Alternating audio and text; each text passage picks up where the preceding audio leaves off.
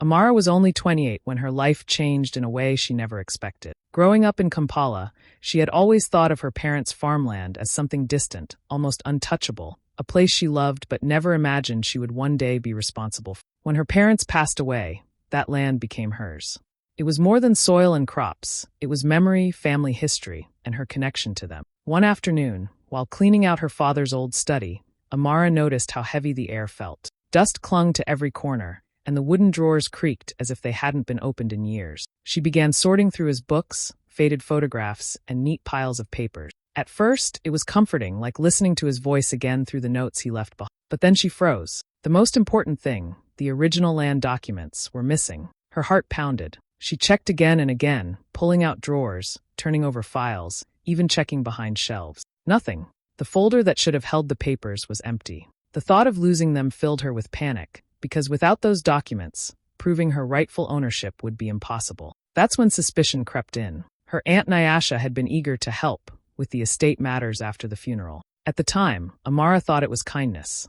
But now, looking at the empty folder, she couldn't shake the feeling that Nyasha might have taken them. And if that was true, Amara knew the real struggle was only beginning. Amara decided not to rush into a fight. She told herself she would approach her aunt calmly, maybe even casually, to see if she could confirm her suspicions. One morning, she visited Nyasha's house with a smile, trying to keep her voice light. Over tea, she mentioned that she had been going through her father's study and noticed the land documents weren't there. She asked gently if Nyasha had perhaps taken them for safekeeping. Nyasha didn't flinch.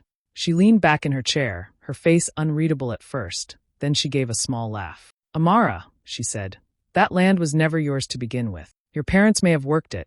Yes, but it belongs to the family. I am only making sure it stays where it belongs." The word stung.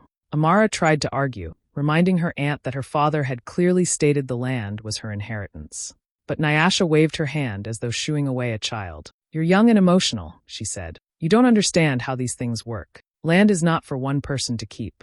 It is for the bloodline, for everyone." Amara left the house shaken. It wasn't only Nyasha's confidence that unsettled her, it was the way she had spoken, as though she already owned the story. And soon that story began spreading. Within days, whispers started floating through the neighborhood. At the market, women paused mid-conversation when Amara walked by. At church, people exchanged looks that carried quiet judgment. The rumors were clear. Amara was being greedy. She had inherited plenty, but now she was trying to grab land that wasn't really hers. Nyasha, meanwhile, was winning hearts with her performance. She visited relatives and neighbors, telling them she was only protecting the land from being sold off or lost. "Young people these days don't value what their parents left," she told them. "I am only keeping the family's honor safe." People nodded, some even praising her for being responsible. For Amara, the shift was painful. Cousins she had grown up with began avoiding her, or, worse, mocking her behind her back. A few even called her selfish to her face. The same community that had comforted her after her parents' death now treated her like a thief.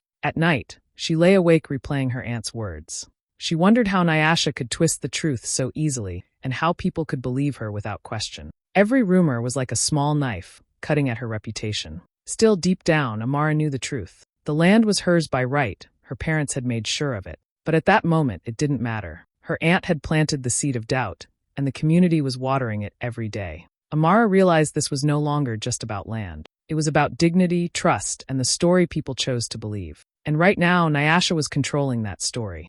Sunday came, and Amara walked to church with a heavy heart. Church had always been her safe place, where she could pray, sing, and feel close to her parents' memory. But that morning, she sensed something was different. The stares lasted too long. The whispered conversations seemed louder than the hymns. She told herself to ignore it, but deep down she knew what was coming. After the service, as people spilled out into the courtyard, a group of elders called her over. These were men and women she had respected since childhood, people who had advised her father, people she trusted. At first, she thought they wanted to comfort her. Instead, one of them cleared his throat and said, "Amara, you must learn to respect your aunt. Family land is not for one person to keep. It is selfish to fight your own blood." The words felt like a slap. Another elder chimed in, "Your aunt is older and wiser. She knows how to handle such matters. If you push too hard, you will bring shame to yourself." Amara tried to explain, her voice trembling. She told them the land was her inheritance, that her parents had entrusted it to her. But the elders shook their heads,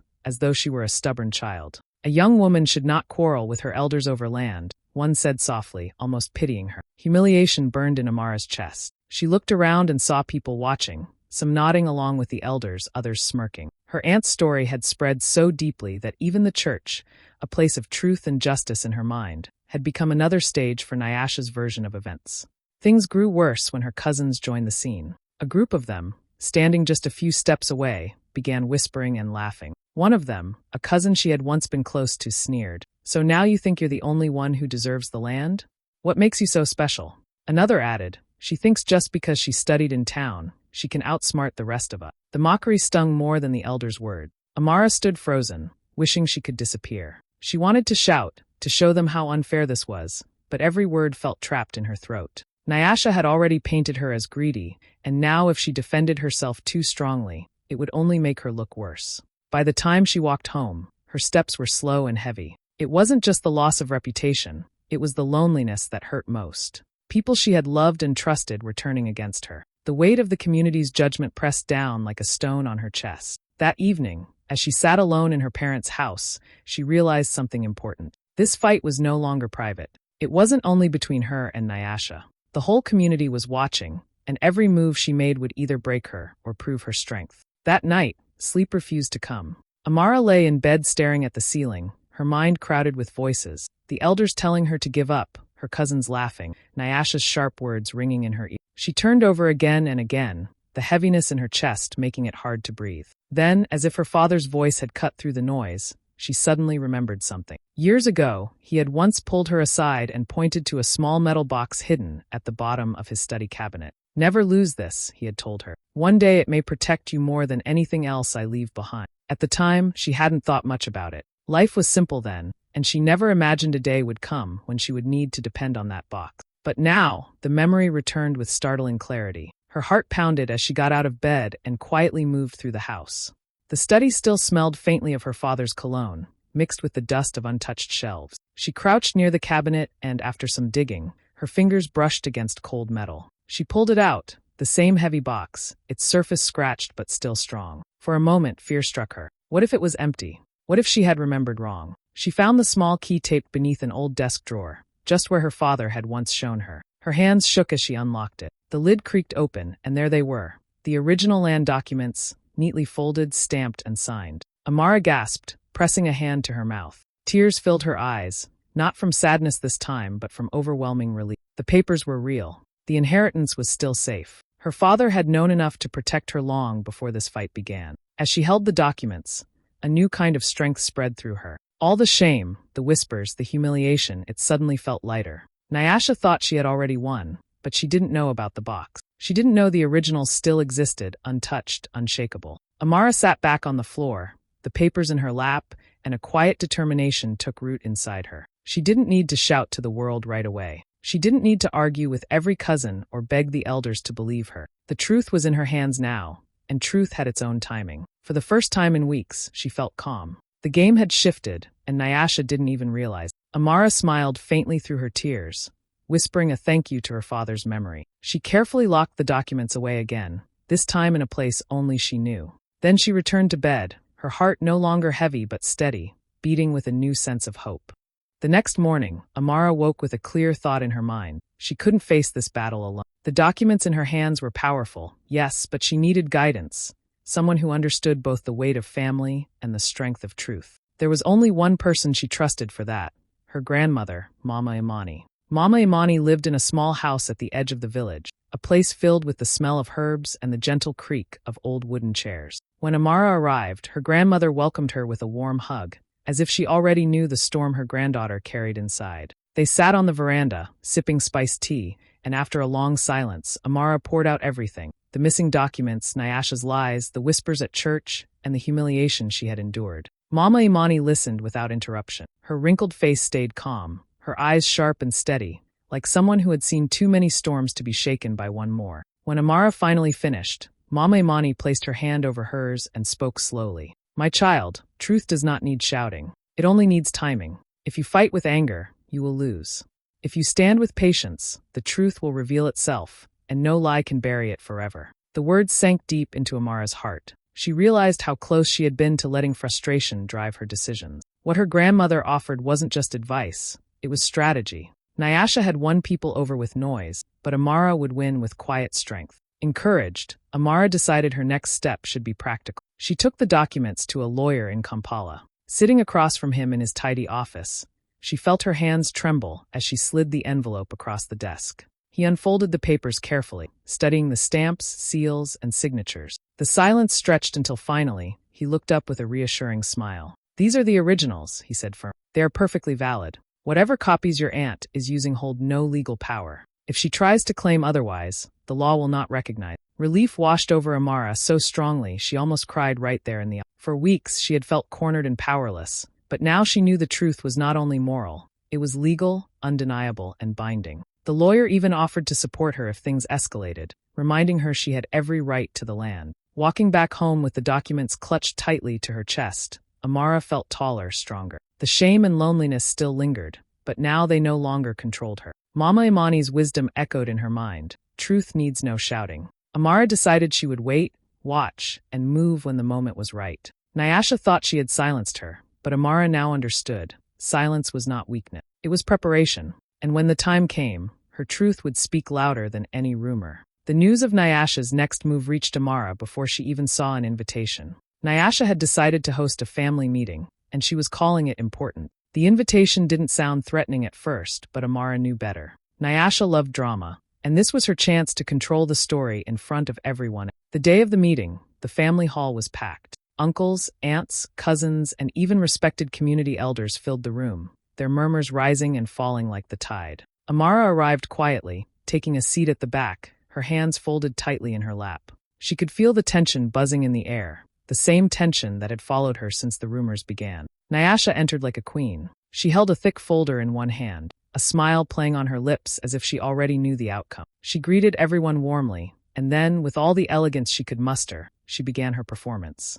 "My dear family," Nyasha began, her voice smooth and deliberate, "I have called this meeting because there is a matter of great importance, one that concerns the heritage of our family, the land our parents worked so hard to protect." She paused, letting the words sink in, then lifted the folder for everyone to see. "I have in my possession the documents that prove who rightfully controls this land." Gasps spread across the room. People leaned forward, eyes wide. Amara's heart pounded. She recognized the danger. Nyasha was about to accuse her directly, and the family, already swayed by rumors, might believe her. Nyasha's eyes flicked to Amara. "Unfortunately," she said, her tone sharpening, "there are those among us who think they can take what isn't theirs. Amara has claimed ownership of the land, but the evidence shows otherwise. These copies," she waved the folder, "prove that she is lying and trying to steal property that belongs to the family as a whole." Whispers erupted. Some relatives gasped again, while others shook their heads, murmuring in agreement. Nyasha's smile widened as she added, "I am only protecting the family's heritage. It is not my desire to cause conflict, but truth must prevail."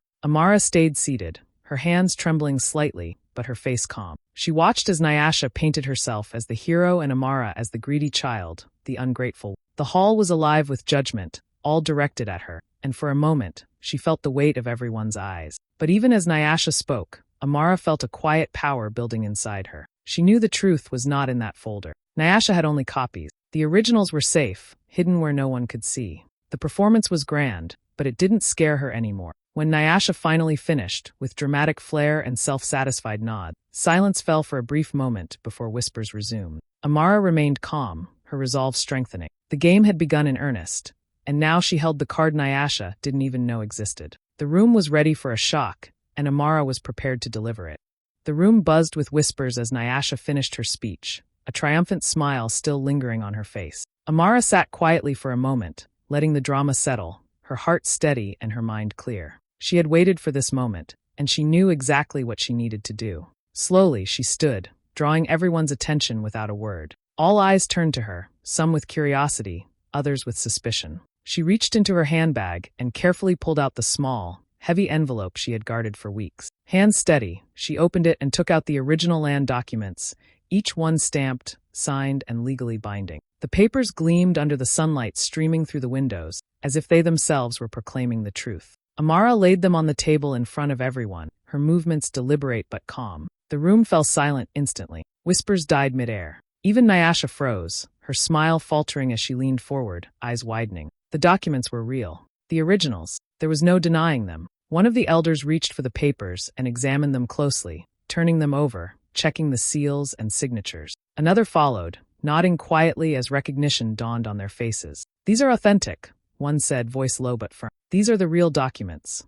A collective gasp rose from the family. People leaned in, murmuring to one another. Nyasha's face drained of color, her carefully rehearsed confidence crumbling. The folder she had proudly held up earlier, her proof of Amara's dishonesty, now looked worthless in the bright light of truth. Amara stood tall, her calmness radiating strength. She didn't shout, didn't gloat. She simply let the documents speak for themselves. Each signature, each stamp, each official mark told the story her aunt had tried so hard to hide. The truth was undeniable, and everyone in the room could see it. Nyasha tried to speak, her voice tight and strained. These can't," she stammered, but the elders shook their heads. One of them said firmly, "The law recognizes thee. Your copies hold no weight. You have misled the family." The whispers grew louder, now filled with disbelief and shifting loyalties. Cousins who had mocked Amara moments before turned pale, some avoiding eye contact entirely. The crowd, once swayed by Nyasha's charm and theatrics, now turned their attention to the young woman they had underestimated. Amara felt a quiet surge of relief, but more than that, a deep sense of justice. The humiliation, the gossip, the pressure, all of it had led to this moment. Nyasha's scheme had fallen apart, not with anger or shouting, but with patience, preparation, and truth in her hand. The room remained silent for a long moment, the weight of the revelation settling over everyone. Amara looked around at her family, meeting eyes with a few who had doubted her, and smiled softly. This was not just a victory over her aunt. It was a reclaiming of her dignity, her inheritance, and her voice. For the first time in weeks, she felt the tension lift. The game had shifted, and now, the world had to recognize the truth. The moment the elders confirmed the authenticity of Amara's documents, the atmosphere in the room shifted completely. What had been tension mixed with curiosity now turned into disbelief, then unease. Nyasha, who had moments ago worn a confident smile, now looked frantic, her hands trembling as she tried to collect herself. The lawyer who had helped Amara stepped forward, clearing his throat. "Let me be clear," he said firmly, addressing the family. "The copies Ms. Nyasha presented have no legal power. They are not recognized by law. Using them to claim ownership is considered fraud, and anyone attempting it could face serious consequence." His words carried weight, slicing through the remnants of Nyasha's bravado. Gasps and murmurs ran through the room. Family members who had once nodded in agreement with Nyasha shifted uncomfortably, their faces betraying guilt. Some looked away, unable to meet Amara's calm gaze, realizing they had been taken in by lies and had unfairly judged her. A few whispered apologies among themselves, too embarrassed to speak aloud. Nyasha's voice broke as she tried to plead. "Amara, please, I was only trying to protect the family. You must understand." Amara held up a hand, stopping her aunt mid-sentence. Her voice was quiet but steady, carrying through the hall. "Nyasha, I understand how you feel," she said, "but I cannot let the humiliation, the lies, and the gossip be ignored. For weeks, I was painted as greedy and ungrateful. People whispered about me as if I were dishonest. That cannot be undone, but it can be acknowledged. I will not be swayed by pleas that come too late." The room fell silent again. Even Nyasha, who had tried to dominate the narrative, could not speak. Amara continued, her tone firm but composed. "This land was my inheritance. My parents entrusted it to me, and now that the truth is clear, I will protect it. I hope you all see that loyalty and honesty cannot be replaced by lies, even if they are repeated often enough to fool some people." Slowly, the family began to realize the weight of what had happened. Elders shook their heads, murmuring agreements with the lawyer. Cousins who had mocked her earlier lowered their eyes, ashamed. Friends who had been on the sidelines nodded in quiet support. Nyasha stood frozen, her face pale, the reality of exposure pressing down on her. Amara felt a strange mix of relief and sadness. Relief because justice had been done, because the truth was finally recognized. Sadness because of the way her own family had turned against her so quickly, how easy it had been for lies to spread. But she also felt a quiet pride. She had stood firm, and she had done it with integrity. By the time the meeting ended, the room had shifted completely. The balance of power had changed, and Nyasha's influence had crumbled. Family members who had once supported her looked away, uncertain how to recover from their mistakes. Amara, on the other hand, walked out with her head held high, carrying not just the legal victory, but the knowledge that she had reclaimed her dignity in front of everyone who doubted her. After the chaos of the family meeting, Amara felt a quiet sense of purpose she hadn't felt in. The first thing she did was visit the land registry office in Kampala. The process was straightforward now that she had the originals, but she went carefully, ensuring every signature, every stamp, and every form was correctly filed. When the official finally handed her the receipt confirming that the farmland was legally hers, she felt a wave of relief and pride. It was more than a piece of land. It was proof that truth, patience, and persistence could win over lies and manipulation. With the paperwork complete, Amara began making plans for the farm itself. She imagined rows of crops thriving under the sun, fruit trees she could plant along the edges, and a small section for her neighbors to help cultivate, just as her parents had once done. She wanted the land to be productive, to honor her parents' memory, and to build a future that was hers. The vision filled her with energy. After weeks of tension and fear, she felt alive again, ready to reclaim not just her inheritance but her life. Amara also reached out to a few close friends she trusted, sharing her story openly. She talked about the stress, the gossip, and the betrayal she had faced, emphasizing a lesson she had learned painfully. Keeping important records safe is not paranoia, it is protection. She laughed softly when one friend said she should write a book. Maybe one day, she said. But for now, it's about keeping what's ours and learning to trust wisely. Her friends listened, inspired by her calm strength and the dignity with which she had carried herself. Word of what had happened began to spread quietly through the community. The same people who had whispered about her greed were now nodding in admiration. Shopkeepers greeted her with smiles and quiet words of praise. Neighbors who had once avoided her waved from their porches. Even some relatives who had mocked her now approached her cautiously, offering hesitant apologies. Amara accepted some, forgave silently others, and decided that some grudges were better left in the past. Walking through the farmland one morning, she felt the sun on her face and the cool wind on her back, and she realized something important. She had not only reclaimed land, but also her voice and her dignity. The lessons she had learned about patience, vigilance, and integrity felt as valuable as any inheritance. She was no longer the timid young woman who had been silenced by rumors. She was someone who had faced deception head-on and emerged stronger. By the end of the week, Amara had already started marking plots,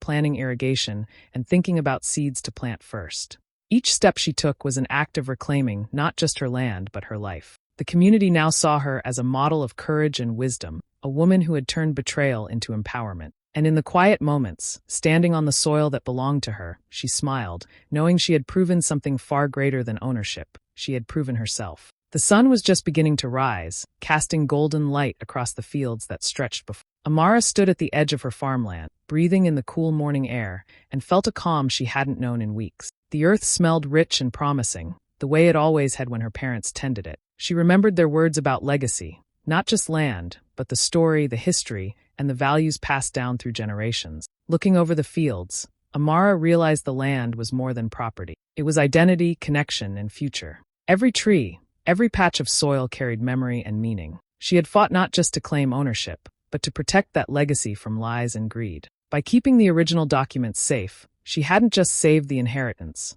She had reclaimed her voice, her dignity, and her right to stand firm in the face of betrayal. Her aunt's deception, once a source of shame and frustration, now felt like a turning point. It had forced Amara to rise, to think clearly, and to act with patience and strategy. The humiliation, the whispers, and the doubt had all shaped her, sharpening her resilience and teaching her that truth, when handled wisely, could be more powerful than any drama or rumor. As the sunlight stretched across the land, Amara felt a quiet pride. She had turned betrayal into empowerment, and her victory wasn't loud or boastful. It was steady, calm, and undeniable. She knew that her story might inspire others to protect their truth, to safeguard what is theirs, and to act with wisdom when faced with deception. Standing there, with the wind on her face and the fields glowing in the morning light, Amara smiled. She was ready for this new chapter, one of strength, courage, and hope, and the land, her parents' gift, was finally hers in every sense.